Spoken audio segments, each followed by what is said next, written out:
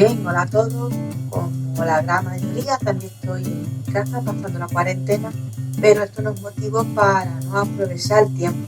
Como esta semana toca vídeo nuevo, pues he pensado hacerlo desde aquí, aprovechando el material que ya tenía grabado para atrás. El coraje que a mí me da en este vídeo es porque había esperado ahora a Cuaresma, que se podía ir a la iglesia, que está más tiempo abierta, sobre todo por los cuaresmales, ¿no? Que realizan las hermandades, y me toca esperar.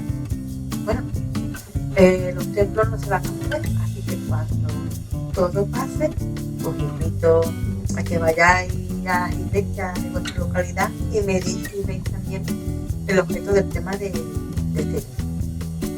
Bien, el vídeo voy a hablar de algo muy curioso, pero muy sencillito. Me refiero a el arte erótico en la arquitectura de las iglesias. Qué cosa más contraste, ¿no? Con una iglesia, cosas sexuales, ¿no? Cosas eróticas. Pues lo hay. Pensé en este tiempo, hace mucho tiempo, en hacer este vídeo porque descubrí que en Cantabria, en Valencia y en Burgos existen este tipo de, sobre todo de esculturas. Y miren lo que hacen por aquí. Y por ejemplo, en Jerez nos podemos encontrar con varios casos, de cual os iré poniendo a lo largo del vídeo. Y ya pues bueno, vamos a explicar por qué podemos encontrar este tipo de arte en los templos religiosos, ¿no? Porque cristiandad y relaciones sexuales juntas como que no.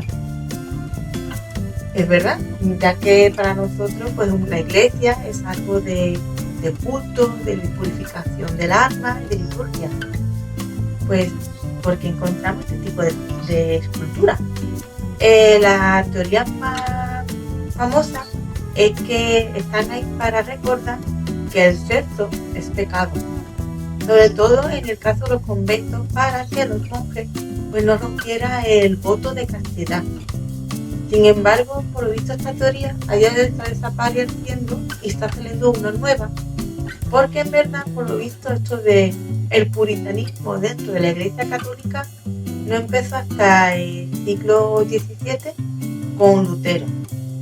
Antes, en la Edad Media, como era una época tan larga, teníamos época de luz, época de oscuridad, ¿no? A la hora de pensar.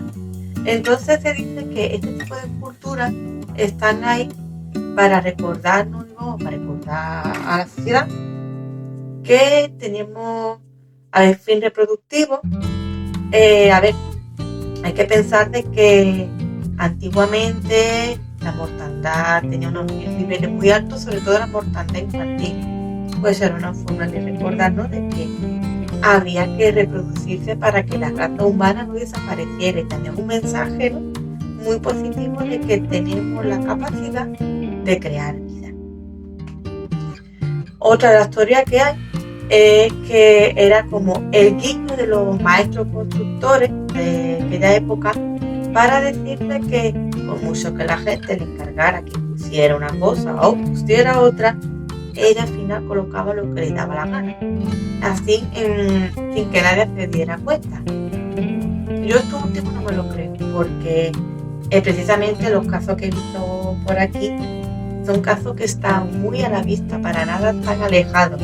Uno de ellos creo que hacía un plan buscando sobre este tema, a ver si lo podemos encontrar para grabar, y si está en alto. Por lo demás, son súper accesibles. Bueno, y este es el tema. ¿Con qué teoría os quedáis vosotros? ¿El pecado, la de la broma o la natural? Yo la verdad me gustaría quedarme con la natural, ¿no? Con la capacidad que tiene la humanidad de crear vida. Bueno, todos los seres vivos, de crear vida nueva. Y con esto termino el vídeo de hoy. Espero que pronto pueda salir a la calle para un futuro tema, o si no me estoy viendo hacer pues uno de temas falta, que hace tiempo que no lo hago. Nada, besos a todos, mucho ánimo y todo va a salir bien, que es lo más importante. Pues nada, nos vemos en otra ocasión de turisteo. Bye.